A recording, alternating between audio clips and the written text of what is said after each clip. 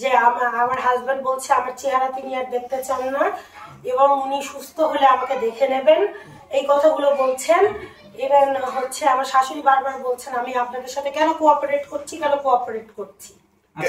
এই কথা কেন বললো যে আপনার চেহারা দেখতে চান না? মানে আমি আপনাদের সাথে আমার সত্যটা আমি যে তার স্ত্রী এটা রিভিল করেছি, এটা আমার অপরাধ হয়েছে।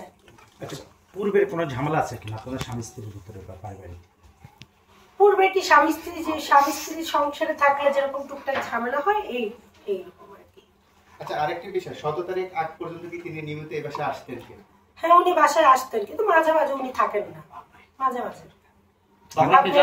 আপনারা আমার বাসার কেয়ারটেকার, আমার বাসার প্রতিবেশী, এনাদের সবার কাছে জিজ্ঞাসা করলেই সঠিক উত্তর পেয়ে যাবেন।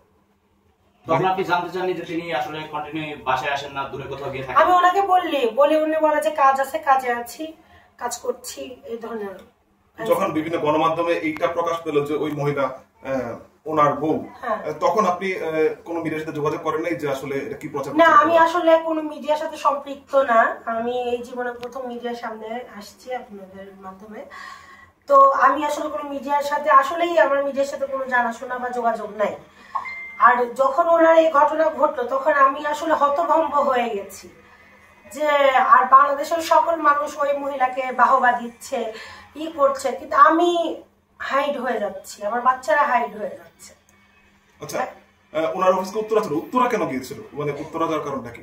এখন উনি উত্তরা কেন গিয়েছিল এটা আমি সঠিক জানি না, কারণ উনি আমার সাথে কখনোই ওনার ব্যক্তিগত কথা শেয়ার করতেন না। আপনি হাসপাতালে গিয়েছিলেন, কাকে সঙ্গে নিয়ে গিয়েছিলেন? আমি হাসপাতালে আমার বোন, আমার 2 মেয়েকে নিয়ে গিয়েছিলাম। সেখানে কি ওই যার সাথে আপনার হাজবেন্ড ভাইরাল হয়েছে তাকে কি আসলে দেখতে পেয়েছেন কিনা? না, তখন উনি ওখানে ছিলেন না। উনিও কি চিকিৎসা নিচ্ছেন হাসপাতালে? উনি ওই হাসপাতালে চিকিৎসা নিচ্ছেন না, মেবি উনি মিরপুর কোথাও। ওনার পরিবার থেকে আপনার সাথে যোগাযোগ করা হয়েছে? না, ওনার পরিবার আমার সাথে কখনোই যোগাযোগ করেনি। আপনি একটা বিষয় জানতে চাই, সেটা হচ্ছে যারা হামলাটা করলো এই বিষয়ে কিছু জানেছেন কিনা, যে হামলাটা কেন হলো বা কোনো খবর পেয়েছেন কিনা, কার হামলাটা করেছে? না, আমি এই সম্পর্কে আমি তো বললাম যে ওনার সাথে যদি কারো কোনো শত্রুতা আছে কিনা বা উনি এই হামলার সাথে জড়িত কিনা বা ওনার সাথে কারো পূর্ব শত্রুতা আছে কিনা এই সম্বন্ধে আমি পুরাটাই অজ্ঞ, মানে আমি কিছুই জানি না। আচ্ছা, আপনাদের এই বৈবাহিক সম্পর্ক কতদিন হচ্ছে আপনাদের বিবাহের? 2016 সাল থেকে 2025, 8 বছর চলে।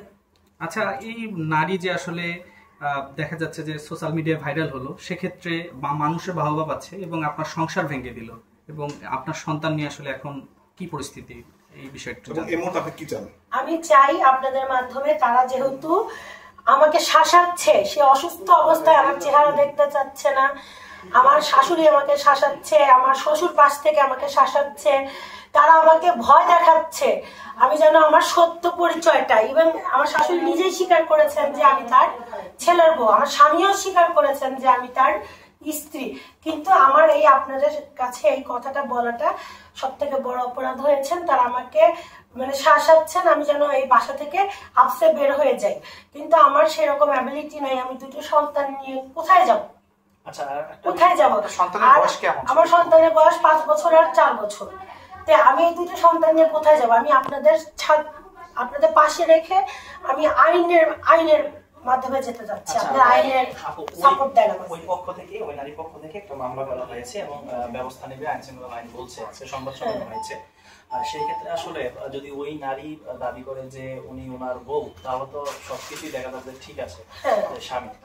আসলে যদি বউ সে দেখাইতে পারে যে তার বিয়ে হয়েছে, সেই হিসেবে আপনার বক্তব্য কি? আসলে সেই হিসাবে তখন তিনি ব্যবস্থা নেবেন যে আমার আর আমার সন্তানদের কিভাবে উনি আমার সাথে স্টে করবেন কি করবেন না, বা আমার সন্তানদের সাথে উনি থাকবেন কি থাকবেন না, এটা উনি বলবেন।